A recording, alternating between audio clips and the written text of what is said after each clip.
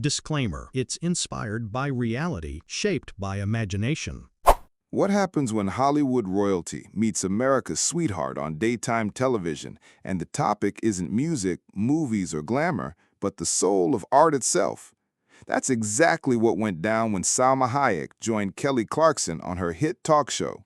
What began as a lighthearted conversation about careers and creativity spiraled into one of the most explosive debates the show has ever seen. The question was simple: should music stay apolitical, or should artists use their platform for activism? But the answers were anything but. Kelly, always warm yet firm, argued that music's greatest gift is offering escape, comfort, and joy, something she believes risks being lost when politics take center stage. Salma, passionate and unfiltered, pushed back hard, insisting that silence in the face of injustice is complicity, and that artists have a moral duty to speak truth to power. The studio audience was split, gasping at moments, applauding at others. The conversation grew sharper with each exchange until the atmosphere was thick with tension, the kind of electricity that makes live TV unforgettable. And in the shocking climax, Salma Hayek made a dramatic choice no one expected, removing her microphone and walking off the set, leaving Kelly, the audience, and millions of viewers stunned. This wasn't just a talk show moment. It was a clash of ideals, of philosophies, of two powerful women standing their ground. The Kelly Clarkson Show had all the makings of a feel-good afternoon. The stage glowed in soft pastels, the band played a jazzy riff as the audience clapped in rhythm, and Kelly's signature laugh echoed warmly as she introduced her guest. "Ladies and gentlemen," Kelly announced with that familiar sparkle in her voice, "please welcome the incomparable, the legendary, the brilliant Salma Hayek." The crowd erupted in cheers. Salma walked onto the stage, radiant in a sleek emerald green dress, her confidence commanding the room before she even spoke. She embraced Kelly warmly, two women with megawatt smiles locking into an affectionate hug before settling into their chairs. "Salma, you are one of the most accomplished women in Hollywood. Actress, producer, activist. What don't you do?" Kelly began, keeping the tone breezy. "Well, I don't sing like you, Kelly, but I try to use my voice in other ways." That line, delivered with just enough weight, got polite applause from the audience. Kelly grinned. "Well, your voice carries plenty of power, but let's talk about why you're here today. You're promoting your new documentary, right?" Salma's eyes lit up. "Yes, it's about artists who risk their careers to speak out during difficult times, political upheavals, revolutions, even wars. It's a story of bravery." The audience murmured appreciatively. Kelly nodded, intrigued, but her tone shifted slightly. "That's incredible, but let me ask you this. Do you ever worry that when artists, especially musicians, get too political, they risk alienating fans? I mean, sometimes people just want music to help them forget the world, not dive deeper into its problems." It was subtle, a soft jab wrapped in curiosity, but it was the first sign of the sparks to come. Salma crossed her legs slowly, her gaze sharpening without losing its charm. "Kelly, I love music for joy and escape, but art, real art, has always been about truth. Think about Bob Dylan, Nina Simone, U2. They didn't just sing pretty songs, they woke people up. Artists have a responsibility to reflect their times." The crowd hummed with approval. Some clapped. Kelly, ever the gracious host, leaned back but didn't let go. "Sure, but sometimes I think we put too much pressure on artists to be activists. Like, what if an artist just wants to make people dance? Is that less valuable?" Salma shook her head firmly. "No, joy is valuable, but when silence becomes comfort and comfort becomes ignorance, that's when it becomes dangerous. An artist can sing a love song, but they can't pretend the world isn't burning outside." The audience gasped lightly, caught between admiration and tension.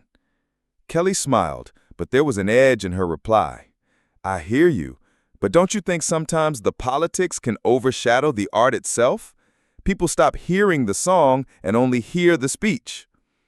That's when Salma leaned forward, her hands pressing into her knees, her voice rich with conviction. "Kelly, If the message is strong enough to overshadow the melody, maybe that's because it needed to be heard more than the melody itself. The audience burst into applause, some even rising to their feet. The band members exchanged wide-eyed looks, sensing the energy shift. Kelly, though, wasn't rattled. She kept her smile, but her next question carried a sharper bite. So, you're saying every artist has a duty to be political?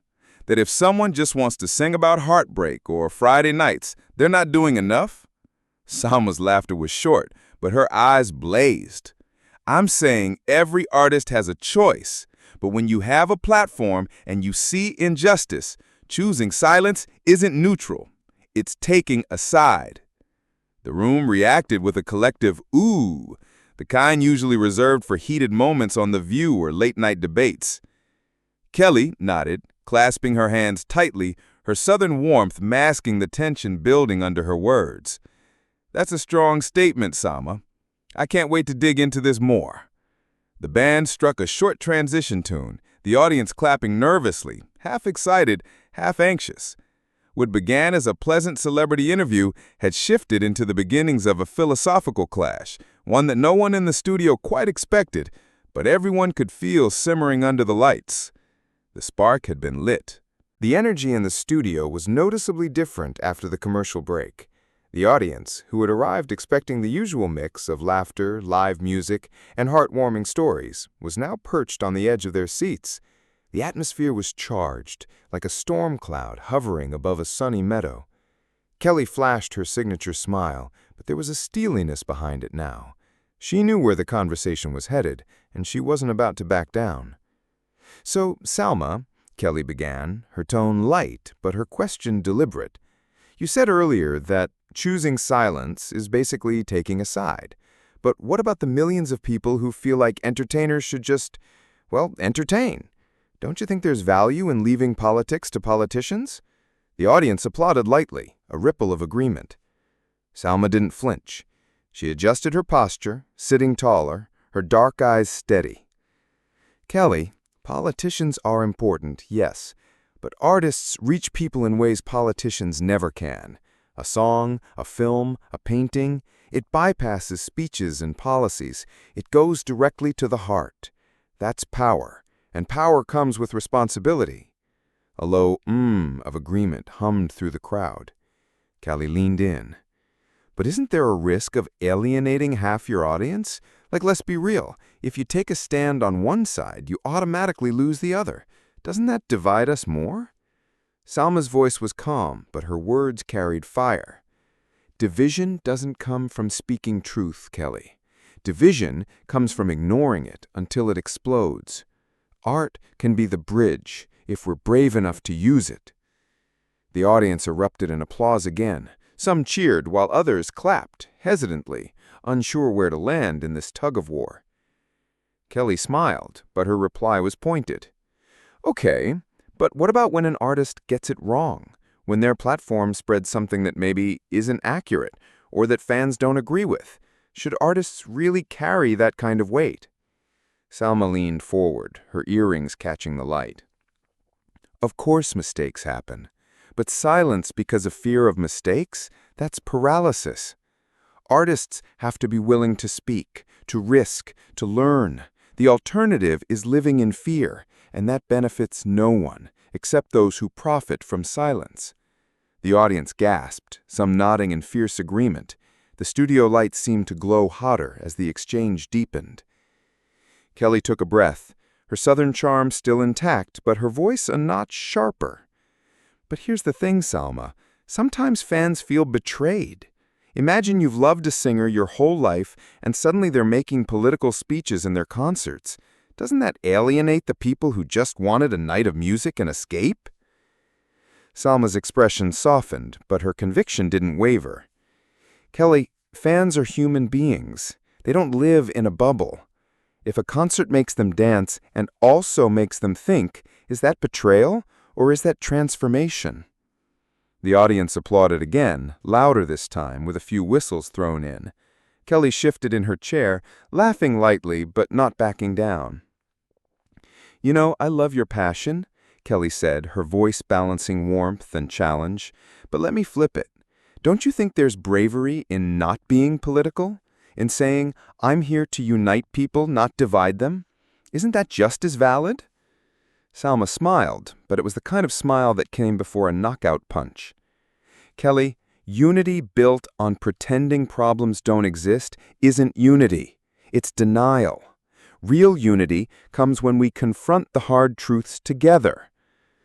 The room broke into a mix of gasps and applause. Even the band members exchanged glances, one mouthing, "Whoa," under his breath. Kelly's eyes flickered with both admiration and frustration. She clasped her hands tighter. I hear you, I do.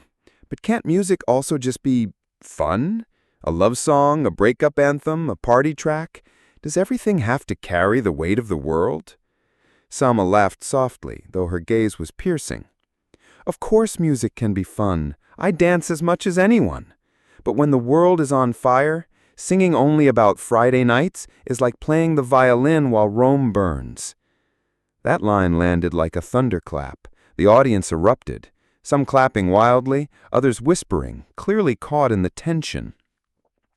Kelly let the applause fade before leaning in again. Her voice was gentle, but edged. But what about artists who say, I'm not educated enough in politics to speak on these issues? Shouldn't they be allowed to stay in their lane without being criticized? Salma nodded. Yes, they can, but then they should also stay out of campaigns, endorsements, or branding that profits off social movements. Silence isn't neutral when it benefits you. The audience gasped again, with a few people shouting, That's right! Kelly shifted in her chair, her smile still there, but her eyes revealed she felt the pressure building. The camera zoomed in on the two women, Kelly with her poised restraint, Salma with her blazing certainty.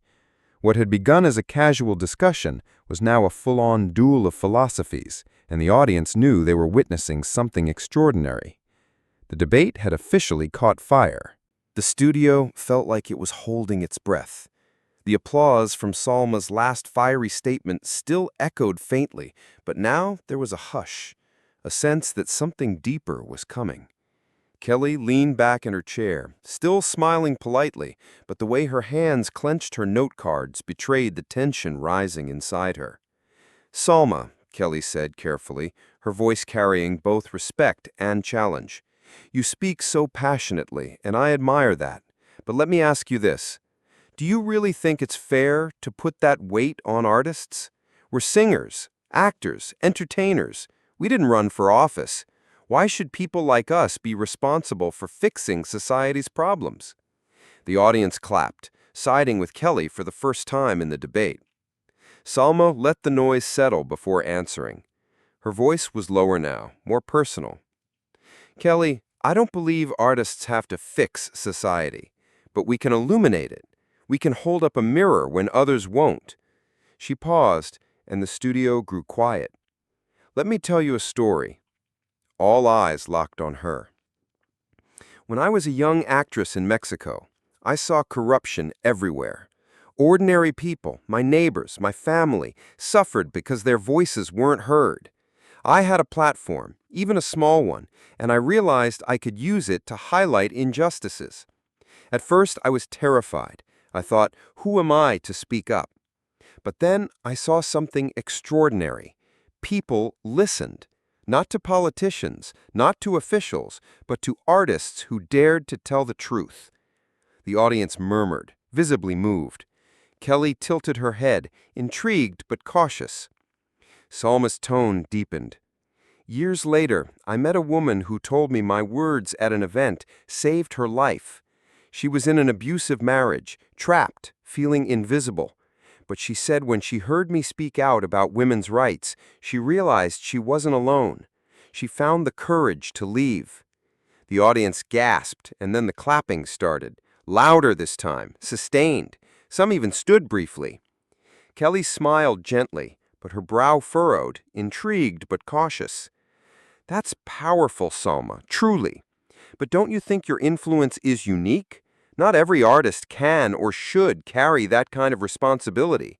What about the people who just want to create without feeling like they're failing if they don't tackle the world's problems? Salma leaned forward, her voice breaking slightly, but steady with conviction. Kelly, artists have to fix society, but we can illuminate it. We can hold up a mirror when others won't. Silence in the face of suffering is complicity, and complicity is dangerous. The audience gasped again, the word complicity hanging in the air like a stone dropped in still water. Kelly sat back, visibly processing. For a moment, it seemed like she might soften, but then she shook her head gently. But here's where I struggle, Salma. Sometimes politics changes. Sometimes what's considered right today looks wrong tomorrow. If an artist builds their career on activism, doesn't that risk making their art temporary? Salma's eyes glistened now, her voice trembling with emotion but gaining even more force. Kelly, art that reflects the struggle of its time is never temporary. It's eternal. Do you think Nina Simone's music has expired? Do you think John Lennon's Imagine is irrelevant? No, those songs are more alive today because they dared to speak when others stayed quiet. The audience erupted, standing ovations from some, thunderous applause filling the room. Even the band members joined in, clapping along. Kelly, though smiling, shifted uncomfortably in her chair, clearly aware that Salma had struck a chord that resonated far beyond the studio. Trying to regain control, Kelly asked, "But what about joy, Salma? What about healing through music without politics? Don't people deserve that escape?" Salma nodded softly, her tone now both tender and resolute. "Of course they do. But healing isn't just escape. Healing is facing pain and finding hope through it. Music and art can carry both joy and truth. That's not a burden, it's a gift." The studio was silent, the weight of her words filling every corner. One woman in the audience wiped away a tear. Even Kelly seemed touched, her eyes softening despite her effort to hold firm. For the first time, the debate didn't feel like a clash of egos, but like two women exposing their deepest philosophies in front of the world. And though neither would admit it, both seemed changed by the exchange. The emotional flashpoint had been reached. The crowd knew it, the cameras knew it, and both women on stage could feel it in their bones. The tension was no longer about whether artists should speak out. It was about whether they could afford not to. The energy in the room was electric, as if the walls themselves could barely contain the clash of ideas. Salma's emotional story had clearly resonated with the audience, but Kelly wasn't done. She leaned forward in her chair, her smile still polite, though her eyes betrayed the strain of keeping control. "Salma," Kelly began, her voice steady but pointed, "I respect everything you just shared, truly, but let's be honest. Sometimes artists use activism as a marketing tool. They slap slogans on albums or merchandise, not because they care, but because it sells. Doesn't that cheapen the very activism you're defending?" The audience murmured, some nodding, others booing. Salma inhaled sharply, her jaw tightening. "Kelly, of course there are people who exploit causes. But that's not an argument against activism, it's an argument against hypocrisy. When artists speak from the heart, it changes lives. When they exploit movements, people eventually see through it. The answer isn't silence, it's authenticity." The crowd applauded, though pockets of debate buzzed in the seats. Kelly pressed harder now, her tone less forgiving. "But here's the problem. Fans don't always know the difference. They just feel lectured. They feel attacked. Isn't there a danger that what you see as courage comes across as arrogance?" The line hit like a jab, and the audience gasped audibly. Salma's eyes flashed. She leaned forward, her voice low and deliberate. "Arrogance is ignoring injustice because you don't want to upset anyone. Arrogance is pretending the world is fine while people suffer. Courage is risking criticism to tell the truth." The studio erupted in applause. Yet the intensity of Salma's delivery carried something more volatile, an edge that felt ready to snap. Kelly, refusing to yield, raised her hand slightly for silence. "I get that, I do. But you're talking about truth as if it's absolute. Whose truth, Salma? Yours? Mine? The truth looks very different depending on who you ask. Should artists really be dictating what's true to millions of fans?" The air thickened, and the audience murmured again, some agreeing, others shaking their heads. Salma leaned back, her lips pressed into a tight line. For a moment, she seemed to be holding something in. Then, with sudden intensity, she unleashed it. "Kelly, truth isn't about ego. It's about humanity. It's about children who go to bed hungry. It's about women silenced by violence. It's about communities devastated by war or poverty. These are not versions of truth. They are realities. And if artists with massive platforms choose to look away, then they are complicit." The word complicit rang out again like a strike of thunder. The audience gasped, louder this time. Some clapped fiercely, others sat frozen. Kelly looked momentarily shaken, but quickly recovered, her voice rising above the crowd. "But you can't put that on every singer, every actor. Some of us are just trying to give people hope and happiness without carrying the weight of the entire world. Isn't that enough?" The two women were fully locked in now, Salma's eyes blazing, her voice edged with frustration. Salma stood slightly, her hands gripping the arms of her chair. Her face was flushed, her eyes glistening, her energy vibrating with finality. "You know what, Kelly? I didn't come here to fight. I came here to talk about something I believe in. But if all you want is to question the very right of artists to speak their truth, then maybe this conversation isn't worth continuing." The audience gasped loudly, realizing what was happening. Kelly raised her hands. "Salma, wait!" But it was too late. Salma had already unclipped her microphone. "I've said what I needed to say. Let the audience decide who they agree with."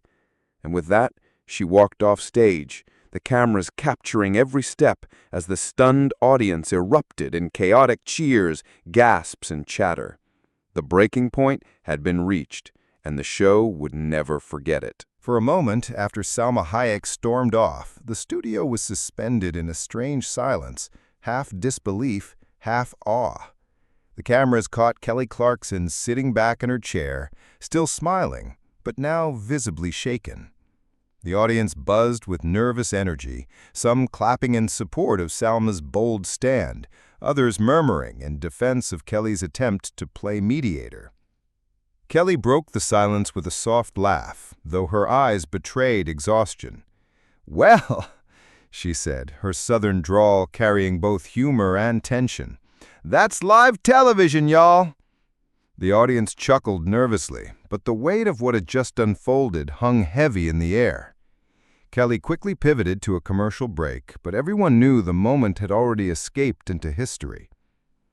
By the time the episode wrapped, clips of Salma's fiery words, "Hope without truth is empty," were already flooding Twitter, Instagram, and TikTok.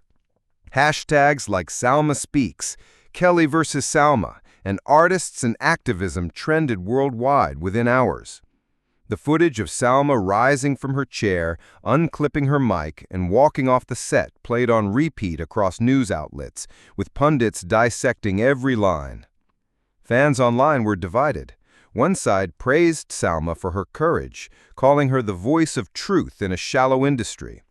Others defended Kelly, arguing that she was right to insist on joy, escape, and unity in art. The clash became more than a talk show spat. It became a cultural flashpoint. Morning shows debated it, radio hosts replayed it, musicians weighed in.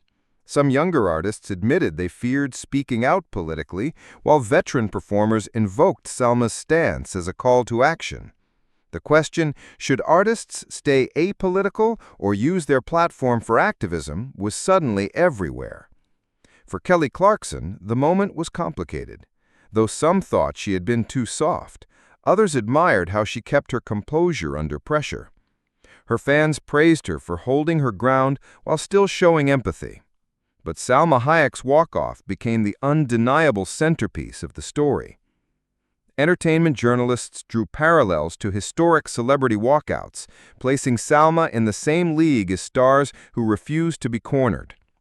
The visual of her walking off, elegant yet furious, was described as a masterclass in conviction. And the ripple effect extended beyond television. Nonprofits and advocacy groups shared the clip, highlighting Salma's words as a rallying cry for activism. Some schools and universities even used the exchange in media studies classes, examining the role of celebrities in shaping political and cultural conversations. As the dust settled, one truth became clear. The debate wasn't going away. Whether people agreed with Salma or Kelly, they were talking, arguing, reflecting. And that, in many ways, was exactly Salma's point. Kelly closed her next episode with a subtle nod to the controversy. "Sometimes conversations get heated," she told her viewers. "But if it makes us think a little harder about the world we live in, maybe that's not such a bad thing." Meanwhile, Salma released a short statement. "I stand by what I said. Art is more than entertainment. It's a responsibility. I have no regrets." The clash between the two women had ignited a national conversation, and whether one saw it as chaos or courage, it was undeniable. This was a television moment that would be remembered for years to come. And as clips continued to circulate online, sparking fresh arguments with every replay, the question hung in the air, one that neither Salma nor Kelly had fully resolved.